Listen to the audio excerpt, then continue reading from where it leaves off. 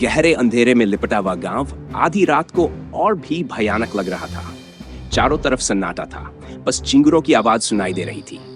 अचानक गांव की संकरी गलियों में एक सफेद साड़ी पहने औरत दिखाई दी। उसके बाल बिखरे हुए थे और वह नंगे पांव चल रही थी। रामू, जो पास की दुकान से लौट रहा था, उसे देखकर ठिक गया। उसके कदम खुद ब खुद रुक गए। वह औरत धीरे धीरे उसकी ओर बढ़ने लगी। उसकी चाल असामान्य थी, मानो उसके पैर जमीन पर टिक ही नहीं रहे। डर के मारे रामू का गला सूख गया। उसने सुना था कि वर्षों पहले इसी गांव में एक औरत की रहस्यमयी मौत हो गई थी और तब से उसे कई लोगों ने आधी रात को घूमते हुए देखा था।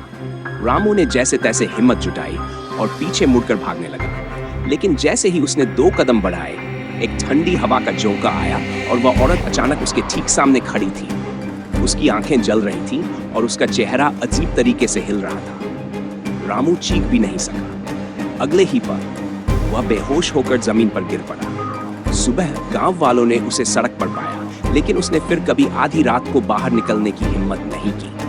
आज भी गांव में लोग कहते हैं कि अगर कोई आधी रात को अकेले निकले तो वह औरत उसे रास्ते में जरूर मिलती है, पर जो उसकी आंखों में देख ले वो फिर कभी नहीं लौटता।